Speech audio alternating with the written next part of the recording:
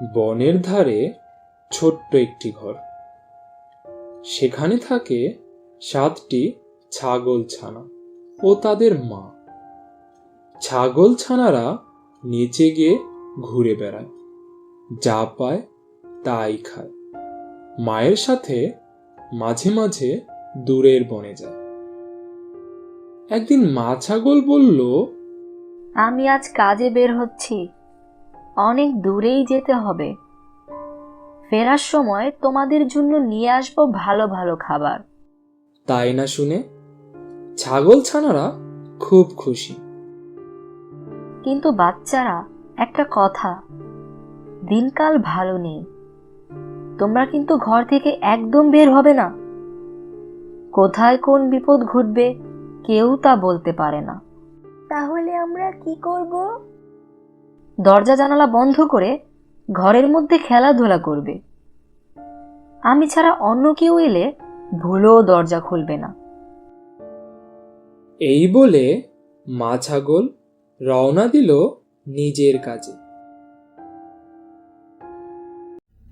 কিন্তু সেই বনে ছিল দুষ্টপাজি বদমেজাজি এক নেকড়ে। যেমন তার হাঁক ডাক, তেমন তার তেজ। সারাক্ষণ হম হম সবার উপর করে জুলুম। নেকড়ে অনেক দিন ধরেই এই সুযোগের আশায় ছিল, কি করে ছাগলছানাদের সাবার করা যায়।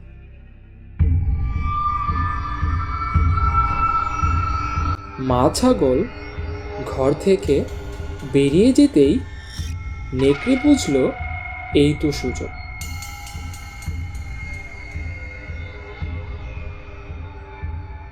নেকড়ে পা টিপে টিপে এলো ছোট্ট ঘরের সামনে।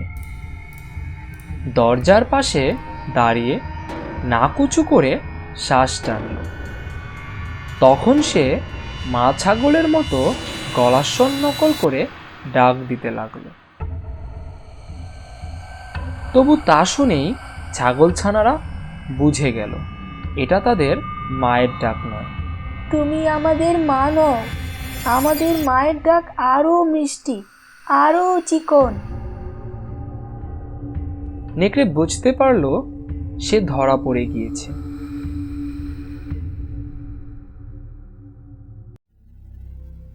মন খারাপ করে সে গেল এক বুড়ো ভাল্লুকের কাছে। ভাল্লুক ভাইয়া, আমাকে একটু মধু দেবে?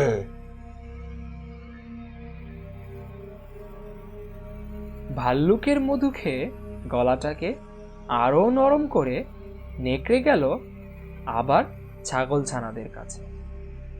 এবার তার কণ্ঠটা ভারী নরম, ভারী চিকন। বাছারা, দরজা খোলো, আমি তোমাদের মা এসেছি। ছাগলছানারা বুঝল সত্যি বুঝি ওদের মা এসেছে। ছানাটা জানালা খুলে যেই না বাইরে তাকিয়েছে, অমনি দেখে কালো কালো লোমশ দুটি থাবা। জলদি করে বন্ধ করে দিল সে জানালা। তারপর ভয়ে কাঁপতে কাঁপতে বলল, তুমি আমাদের মা নও, আমাদের মায়ের পায়ে বড় বড় লোম নেই। এই না শুনে নেকড়ে একেবারে চুপ মেরে গেল। তাই বলে নিরাশ হলে চলবে না। আবার সে নতুন ফন্দি আঁটতে লাগলো। ছুটতে ছুটতে গেল সে এক নাপিতের বাড়ি। নাপিত ভাইয়া, ঘুর দিয়ে আমার পায়ের লোমগুলো একটু চেঁচে দাও না ভাই। নাপিত বেচারা ভয়ে কাঁপতে কাঁপতে খুব তাড়াতাড়ি নেকড়ের লোম সাফ করে দিল।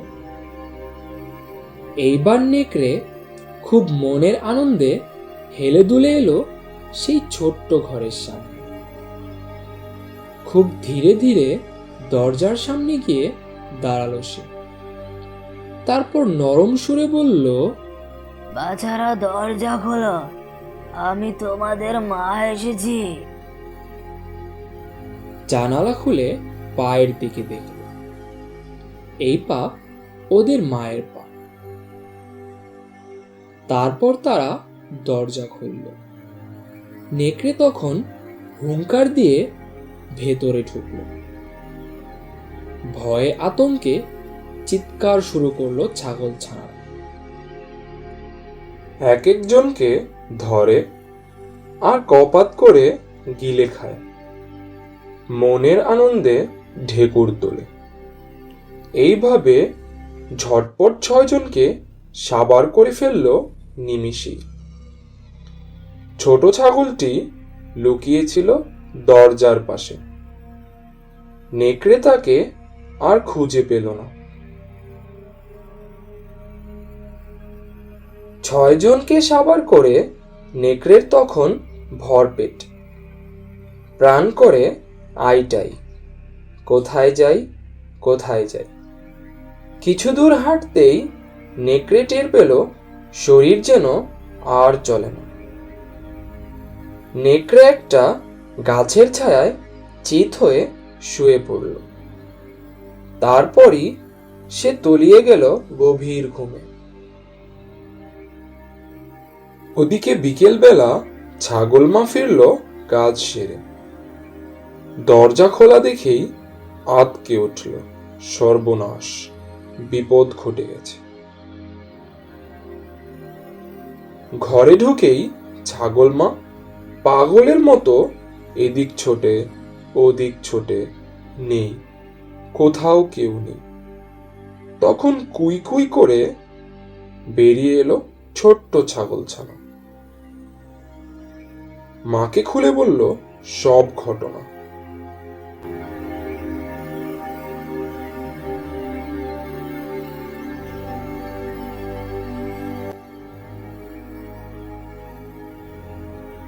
ছাগল মা খুব বুদ্ধিমতী।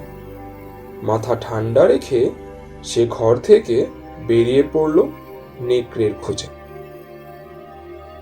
কিছু দূর গিয়েই দেখলো চিৎপটাং হয়ে মনের সুখে গাছের তলায় ঘুমাচ্ছে নেকড়ে শয়তানটা। ছাগল মা তার পাশে গিয়ে ধাক্কা ধাক্কি করলো, কিন্তু কোনো সাড়া শব্দ না পেয়ে নেকড়ের পেটের মধ্যে কান দিতেই ছাগল মা শুনতে পেল ছাগলছানাদের শব্দ। মায়ের মন তখন খুশি হয়ে উঠল। তখনই ঘরে ফিরে সে ছুরি আর সুই সুতা নিয়ে আবার গেল নেকড়ের কাছে। ছুরি দিয়ে নেকড়ের পেট চিরল ধীরে ধীরে। পেটের মধ্যে থেকে বেরিয়ে এলো 6টি ছাগলছানা। ওরা কেউই মরেনি, কারণ নেকড়ে ওদের গিলে খেয়েছে। শিগগিরই তোরা পাথর টুকরা নিয়ে আয়।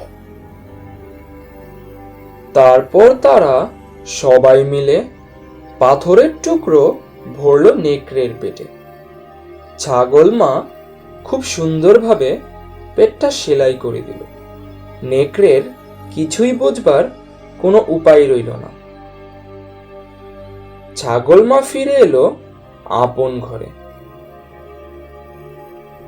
আর নেকড়ের সেই ঘুম ভাঙল অনেক রাতে।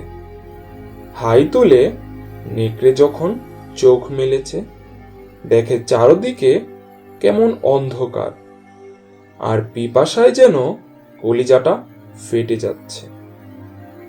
কোনো মতে সে উঠে দাঁড়ালো। পেটটা যেন আগের চেয়ে অনেক বেশি ভারী মনে হচ্ছে। কোনো মতে টলতে টলতে নেকড়ে গেল নদীর ধারে। আর যেই না সে নেমেছে পানিতে, অমনি পেটের পাথরের ওজনের তাল সামলাতে পারল না বেচারা। অত ওজন নিয়ে তলিয়ে গেল পানির গভীরে। ছাগলছানারা তারপরে লতা পাতা খেয়ে বনে বাদারে ঘুরে বড় হতে লাগলো নিশ্চিত মনে।